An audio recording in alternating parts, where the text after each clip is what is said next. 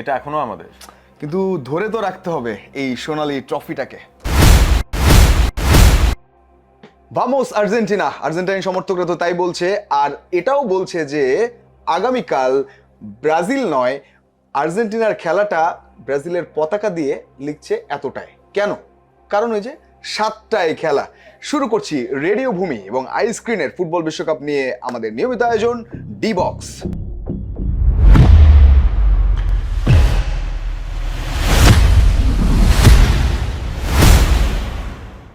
সঙ্গে আছি আমি রঞ্জন শান্ত, আর আমার সঙ্গে আহমেদ বিন পারভেজ। খেলা কিন্তু জমে গেছে পারভেজ, এবং সেই খেলা জমিয়ে দিয়েছে কারা সবশেষ? Cape Verde. যেভাবে স্পেনের মতো বিশ্ব চ্যাম্পিয়নকে তারা রুখে দিয়েছে, যারা এবারে হট ফেভারিট, এবং ভজিনিয়া তিনি একা তো গ্লাভস হাতে পুরোপুরি শো স্টপার, বাজিমাত করেছেন, প্লেয়ার অফ দ্য ম্যাচ হয়েছেন, তাকে নিয়ে নেট দুনিয়া ছড়াছড়ি। তার ফলোয়ার নাকি হু হু করে বাড়ছে। 4.5 মিলিয়ন লাস্ট দেখলাম, শুরুতে ছিল মাত্র 50,000। এবং ভজিনিয়ার এই দুই হাতেই পুরো স্পেন আটকে গেল। বিশ্ব চ্যাম্পিয়ন হওয়ার একটা আশা নিয়ে স্পেন যখন খেলতে এসেছিল, কেউ আসলে ভাবতে পারেনি আফ্রিকার এই দেশটা স্পেনকে আসলে রুখে দিতে পারবে কোনো গোল না হজম করে। মানে চীনের দেয়ালও বোধহয় এতটা শক্ত নয় যতটা শক্ত ছিল কেপ ভার্ডের ওভারঅল ডিফেন্সিভ পারফরমেন্স। সুতরাং একটা ব্যাপার আমরা নিশ্চিত বুঝে যাচ্ছি রঞ্জন, এবারের বিশ্বকাপে যে কোনো কিছু হতে পারে। একদম, যেহেতু কেপ ভার্দে এই অঘটন ঘটিয়েছে এবং রাতারাতি স্টার বনে গেছেন, তাদের ইমোশনটা অন্যরকম কাজ করছে। ভার্জিনিয়ার যে গল্পটা সেটা ঘুরছে, তার গ্র্যান্ডফাদার গ্র্যান্ডমাদার যাদেরকে তিনি মিস করেছেন তারা সঙ্গে নেই, তার মা আসতে পারেননি টাকা পয়সার জন্য, এই সমস্ত গল্প তো আছেই। এই বিশ্বকাপটা সেরকম একটা রঙিন মঞ্চ বইকি। তবে তাকাতে হবে আমাদের আর্জেন্টিনা ম্যাচে, কারণ বাংলাদেশের জন্য অন্তত শুরুই হচ্ছে বিশ্বকাপটা বলা যায় আলজেরিয়া আর্জেন্টিনা ম্যাচে, সেদিকে আমাদের নজর রাখতে হচ্ছে। ফাইনালি স্কেলোনি মাঠে নামছে, এবং জিদানকে নাকি ভাড়া করেছে শুনলাম আলজেরিয়া। হ্যাঁ, জিদানকে আলজেরিয়া নিয়ে আসছে, তিনি আর্জেন্টিনার এগেইনস্টে খেলবেন। কি করে সম্ভব এটা? মানে আর্জেন্টিনাকে হারাতে হলে ভাই আপনার নিয়ে আসতে হবে লেজেন্ড, না হলে লেজেন্ডের রক্ত। আপনি তো একটু নাটক করলেন, আসলে রক্তই আসছে। হ্যাঁ। মানে জিনেদিন জিদানের ছেলে লুকা জিদান তিনি খেলবেন গোলবারের নিচে আলজেরিয়ার, এবং এটা নিয়ে অনেক কথাবার্তা হচ্ছে। তার 4 ছেলে, 4জনই মোটামুটি ফুটবলের সঙ্গে আছেন। বেশ কিছু ভালো ইতিহাস আছে বলা যায় এই লুকা জিদানের। তিনি আন্ডার-17 হয়ে খেলেছেন এবং ভালো পারফরমেন্স তার সবসময় ছিল। ফাইনালি তার এই বিশ্ব চ্যাম্পিয়ন আর্জেন্টিনার সঙ্গে মুখোমুখি হওয়ার সুযোগ হচ্ছে। সুতরাং ফরাসি যে লেজেন্ড জিনেদিন জিদান, সবচেয়ে পপুলার বলা যায়, মনে আছে তো নিশ্চয়ই, তার ছেলে খেলছে, সেটা একটা ইন্টারেস্টিং ফ্যাক্ট। অবশ্যই। এবং লুকা জিদানের ব্যাপারে আরো একটা আইডিয়া দিতে পারি। জিনেদিন জিদান যখন রিয়াল মাদ্রিদের হেড কোচ ছিলেন 2016-17 সালে, সেই সময় অনেকটা নেপোটিজম বলা হচ্ছিল যে তিনি তার ছেলেকে রিয়াল মাদ্রিদের হয়ে ডেবিউ দিয়ে দিয়েছিলেন। সেই সময় মনে হচ্ছিল লুকা জিদান ডেফিনেটলি হয়তো ফ্রান্সের হয়ে খেলবেন, তবে দেখলেন যে পথটা এতটা সহজ নয়, এবং শেষ পর্যন্ত জিদানের এই পুত্র, 4 ছেলের একজন, সিদ্ধান্ত নিয়েছেন তিনি আলজেরিয়ার হয়ে খেলবেন। সুতরাং ইন্টারেস্টিং ব্যাপার হচ্ছে যে মেসিকে ঠেকাবেন জিদান, মেসির শটগুলোকে আটকাবেন জিদান, এটা কতটুকু পারেন তিনি এবং আলজেরিয়ার প্লেয়াররা, সেটাই হচ্ছে দেখার বিষয়। আমার মনে হয় আর্জেন্টিনার আগে আলজেরিয়াকে নিয়ে আর একটু কথা বলা যেতে পারে, কারণ আফ্রিকার দেশগুলো কিন্তু এখনো পর্যন্ত এবারের বিশ্বকাপে কোনো ম্যাচ হারে নাই।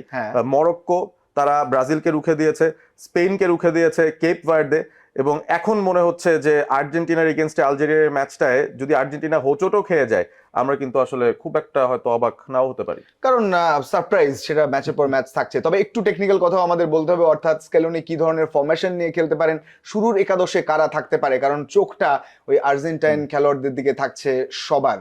সেই ব্যাপারটা পারভেজ একটু ওই টিপিক্যাল ফরমেশনে যাবে কিনা? আমার মনে হয় আর্জেন্টিনা আসলে বিশ্বকাপে এসেছে অনেক সমস্যা নিয়ে, এবং তার মধ্যে বড় সমস্যা হচ্ছে ইনজুরি। এমি মার্টিনেজ, যিনি বাজ পাখি, যিনি 2022-এর সেই সেভটা করাতে আর্জেন্টিনা রক্ষা পেয়েছিল, এমি মার্টিনেজের আঙুলে চোট, এবং একজন কিপারের যখন আঙুলে চোট থাকে তাকে পুরোপুরি ফিট আপনি কখন বলবেন, বলার কিন্তু সুযোগ নেই। তো সেই জায়গা থেকে একটা সমস্যা। ডিফেন্স লাইনে 2 ফুল ব্যাক পজিশনের সমস্যা, মলিনা খেলবেন নাকি মন্টিয়েল খেলবেন নাকি, দুজনই ইনজুর্ড। লেফট ফ্ল্যাঙ্কে তো তাগলিয়াফিকো আগে থেকেই ইনজুর্ড, আমরা জানি যে তিনি খেলতেই পারছেন না। মিডফিল্ডে অনেকেই ফিট আছেন, কিন্তু এখানেও একটা মধুর সমস্যা স্ক্যালোনি, তিনি আসলে কয়জনকে খেলাবেন? তার 6-7 জন ভালো মিডফিল্ডার থেকে বেছে হয়তো 3-4 জনকে আনতে হবে। তো অনেক ধরনের মধুর সমস্যা, কঠিন সমস্যা, সবকিছু নিয়ে এসছেন স্ক্যালোনি। তবে আসলে বিশ্বকাপ চ্যাম্পিয়ন বলে কথা, এই ধরনের সমস্যা তো পড়তেই হবে, না হলে তো ধরে রাখা যাবে না বিষয়টা। মেসি, তার ব্যাপারটাও খুব অদ্ভুত, কারণ লিওনেল মেসি আসলে কোন পজিশনে খেলবেন সেটা নিয়েও আসলে সমর্থকরা বুঝতে পারছেন না কিছু, এবং স্ক্যালোনির ট্রেনিংটা অনেক জার্নালিস্টরা কিন্তু কভার করেছেন। তারা সেখানে গিয়ে তারাও আসলে বুঝতে পারছেন না যে মেসির আসল পজিশনটা মাঠে কোথায় হবে। সুতরাং কিছু একটা তো ড্রেসিং রুমের ভিতরে লুকিয়ে রেখেছে আর্জেন্টিনা। তবে এই যে টেকনিক্যালিটি কিংবা ফরমেশন সবকিছু পেরিয়ে আর্জেন্টিনার সবচেয়ে বড় যে শক্তিটা সেটা বলা হচ্ছে তাদের ভ্রাতৃত্ববোধ, টিম বন্ডিং। সবাই মেসির জন্য এক হয়ে খেলে, মেসি তাদের জন্য ইন্সপিরেশন, তাদের জন্য আইডলের মতো। সুতরাং তাদের যে ম্যাজিকটা সেটা হতেই পারে একসঙ্গে, কারণ ওই ব্রো জোনে সবাই আছেন। আমরা জানি তারা ছুটি কাটাতে গেলেও ক্লাব থেকে এসে একসাথে যান, দীপল, এমিলিয়ানো, প্রত্যেকে মেসি বড় ভাই মানেন। আমরাও কিন্তু সেই ভ্রাতৃত্বের ব্যাপারটাই বোঝানোর জন্য দেখেন দুজনই আজকে একই জার্সি পরেছি। এই শো এর এপিসোড গুলোর মধ্যে এটাই বোধহয় প্রথম যে দুজনই আমরা একমত হচ্ছি যে না, this is the time for friendship. তাহলে ঘটনা কি হবে?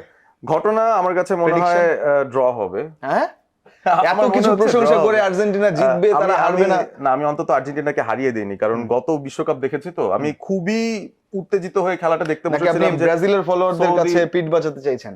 না, এটা পিঠ বাঁচানোর কিছু না, আসলে এটাই হচ্ছে নিয়ম। আপনি শুরুতে একটু ধাক্কা খান, তাহলেই হয়তো সময় আসলে আপনি জেগে উঠবেন। ব্যাপারটা আর্জেন্টিনার ক্ষেত্রে 2022-এ খেটেছিল। এবার আমার মনে হয় আলজেরিয়ার সঙ্গে হোঁচট খাওয়াটা ভালো, কারণ পরের যে দুটো ম্যাচ সেখানে কিন্তু আসলে জর্ডান কিংবা অস্ট্রিয়াকে ফেস করতে হবে, যারা তুলনামূলকভাবে আলজেরিয়ার থেকে দুর্বল। তো ধাক্কাটা এখানে খেয়ে যাওয়াটাই আমার মনে হয় বেটার। কিন্তু এই জায়গায় আরো একটা পয়েন্ট আছে, মেসি যেভাবে আসলে খেলেছেন ইন্টার মায়ামিতে, তার যে ফর্ম, এবং লাউতারো মার্টিনেজ, হুলিয়ান আলভারেজ যে ফর্মে আছেন, হুলিয়ানো সিমিওনি যে ফর্মে আছেন, আলমাদারা যে ফর্মে আছেন, নিকো পাস তো ক্ষুধার্ত, তিনি মানে নেমে শুধু পারফর্ম করতে চান, অপেক্ষায় আছেন কখন মাঠে নামানো হবে। এত কিছু ঘটছে ভেতরে। আমার মনে হয় আর্জেন্টিনা এই ম্যাচটাতেই তাদের যে শক্তিমত্তা পুরো ফুটবল বিশ্বকে বোধহয় দেখিয়ে দেবে একেবারে। আর ফুটবল বিশ্ব অনেক কিছু দেখা শুরু করেছে। টাইমস স্কোয়ারে নাকি একটু আগে শুনলাম আমরা আলজেরিয়া সমর্থকদের সঙ্গে, হ্যাঁ, আর্জেন্টিনা সমর্থকদের দস্তাদস্তি মারামারি শুরু হয়ে গেছে। যদিও এটা ব্রাজিল আর্জেন্টিনা হলে বা বিশ্বকাপ ফাইনাল হলে তখন কি হবে একটা প্রশ্ন বই কি। তবে আলজেরিয়ার জন্য চ্যালেঞ্জ আছে, কারণ বিশ্ব চ্যাম্পিয়নদের সামনে তারা নামছে। ফ্যান বয় হয়েও অনেকে খেলবেন মেসির সঙ্গে একই ম্যাচে, সেটাও একটা ব্যাপার থাকছে। আমরা একটু সামনের দিকে যদি আগাই তাহলে কিন্তু আর্জেন্টিনা ম্যাচ ছাড়াও এই তার আগে দুর্দান্ত ম্যাচ আছে। সেনেগাল ফ্রান্স, ফ্রান্স প্রথমবারের মতো নামছে, সেনেগালও তাই। এবং সেনেগালকে নিয়ে তো বিশ্বকাপের কথা বলতে গেলে অনেক কিছু বলতে হয় অবভিয়াসলি, এবং ইতিহাসটা পেছনের দিকে চলে যেতে হবে, যেখানে সেনেগাল প্রথমবারের মতো তাদের বিশ্বকাপ খেলতে এসেছিল 2002-এ। সাউথ কোরিয়া জাপান যৌথভাবে যে বিশ্বকাপ আয়োজন করেছিল, এবং সিওলে গ্রুপ পর্বেই 1-0 গোলে অকল্পনীয়ভাবে তারা কিন্তু জিনেদিন জিদানের ফ্রান্সকে হারিয়ে দিয়েছিল। এবং সেই ধাক্কা সামলাতে না পেরে ফ্রান্স তারা প্রথম রাউন্ডেই বাদ পড়ে যায়, 98-এর চ্যাম্পিয়ন হয়ে 2002-এ বাদ পড়ে গেল এবং সেনেগালের হাত ধরে। সুতরাং সেনেগাল অবশ্যই খুবই কঠিন অপোনেন্ট হওয়ার কথা ফ্রান্সের জন্য, যারা এবারের বিশ্বকাপে টপ 2 ফেভারিটসদের মধ্যে একজন। সুতরাং আজকের রাতটা বা এই যে সিকোয়েন্স অফ ম্যাচেস, আমি আসলে মানে এক্সাইটেড অনেক। আমি বুঝতেই পারছি না যে কোনটা ছেড়ে কোনটা দেখবো, প্রত্যেকটা হাই প্রোফাইল গেম একেবারে। এবং একই রাতে যেহেতু মেসিরটা সকাল হয়ে যাচ্ছে আমাদের, সেখানে এমবাপ্পে এবং হালান্ডও মাঠে নামছে। হালান্ড মাঠে নামছে, এবং হালান্ড ইরাকের বিরুদ্ধে মাঠে নামছে। নরওয়ে ভার্সেস ইরাক, বাংলাদেশ সময় ভোর 4টায়। কঠিন সময় জেগে থাকার জন্য। তবে যারা হালান্ডের ফ্যানরা আছেন, যারা ওডেগার্ডের ফ্যান আছেন, যারা নরওয়েজিয়ান স্ক্যান্ডিনেভিয়ান সেই ফিলটা ফিল করতে চান, এবং নরওয়ের জার্সিটাও মানে মনে হচ্ছে পুরো পতাকাটাই তারা গায়ে চাপিয়ে আসছে, এরকম একটা জার্সি।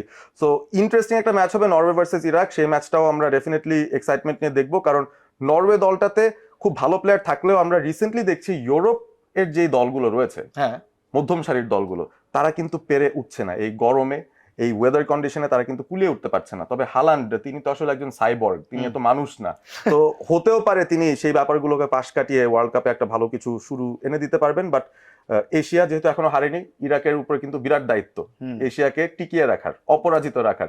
এই কারণেই ম্যাচটা খুব ইন্টারেস্টিং হবে বলে মনে হয় একেবারে। সুতরাং ফুল নাইট এন্টারটেইনমেন্ট, বিশ্বকাপ জমে উঠেছে বলা যায়, এবং আর্জেন্টিনা ফাইনালি মাঠে নামছে, সেটা নিয়ে অনেকের অনেক অনেক বেশি উৎসাহ কাজ করছে। শুরুটা কেমন হয়, ব্রাজিল ফ্যানরা মুখিয়ে আছেন দেখার জন্য যে তাদের চেয়ে খারাপ যদি কোনো মতে করতে পারে আর্জেন্টিনা, তাহলে তারা সেই রসদটা পাবে। এর মধ্যে একটু যদি আমরা ইরানের কথা বলি, তাদের সঙ্গে কিছুটা অন্যায় হয়েছে তারা বলছে, কারণ তারা নিউজিল্যান্ডের সঙ্গে 2-2 ড্র করেছে, তারপরে তাদের ইমিডিয়েট ফিরে যেতে হয়েছে মেক্সিকোতে। সেখানেই তাদের ক্যাম্প, তাদের সময় দেয়া হয়নি একেবারেই। সুতরাং তাদের কোচ আক্ষেপ করেছেন, তবে তারা আসার আগে জানতেন যে এরকমটাই হবে। সুতরাং যে নিয়মটা বলে দেওয়া হচ্ছে সেই নিয়ম বহির্ভূত কিছু হয়নি। ডিসঅ্যাপয়েন্টমেন্ট থাকতেই পারে, বাট আমার মনে হয় ইরান এটাকেই আসলে ফুয়েল করছে। তারাও কিন্তু তাদের পারফরমেন্সে দেখিয়ে দিয়েছে যে তারা আমরা কোনোভাবে পিছপা হব না। ইরান নিউজিল্যান্ড ম্যাচটা ওয়াজ ফ্যান্টাস্টিক। সো সেই জায়গা থেকে আমার মনে হয় এটাকেই তারা ফুয়েল হিসেবে কাজে লাগাবে। সামনের ম্যাচগুলোতেও ইন্টারেস্টিং কিছু আমরা হয়তো ইরানের কাছ থেকে দেখবো। এবং ওই যে বললাম, দিন শেষে আমরা আর্জেন্টাইন জার্সি পরলে আমার মনে হয় এশিয়ার প্রতিনিধিত্ব যারা করছেন তাদের প্রতি আমাদের অনেক বেশি আশা রয়েছে। একেবারে দ্য গোট লিওনেল মেসি, তাকে দেখার অপেক্ষায় প্রত্যেকেই রয়েছেন। একটা ছোট্ট করে রেকর্ড বলবেন নাকি মেসির? হ্যাঁ, 200তম ম্যাচ খেলবেন আর্জেন্টিনার জার্সিতে আজকে আলজেরিয়ার এগেইনস্টে লিওনেল মেসি। তাকে ডেডিকেট করেই আমরা আজকের ডি বক্সটা দিলাম, এবং অবশ্যই হোপফুলি দারুণ একটা ম্যাচ হবে সেই প্রত্যাশা করছি। আলজেরিয়া খারাপ খেলুক সেটাও আমরা চাই না, একটা ব্যাটেল হোক এবং সেই ব্যাটেলে লিওনেল মেসি একটা গোল পাক, সেটাও অনেকের প্রত্যাশা। আজকের ডি বক্সে রজল এবং পারভেজ ছিলাম। হোপফুলি আপনারা বিশ্বকাপ এনজয় করছেন রেডিও ভূমির সঙ্গে এবং আই স্ক্রিনের সঙ্গে। আজকের ডি বক্সে পর্যন্তই, কথা হচ্ছে পরবর্তী পর্বে। Good bye.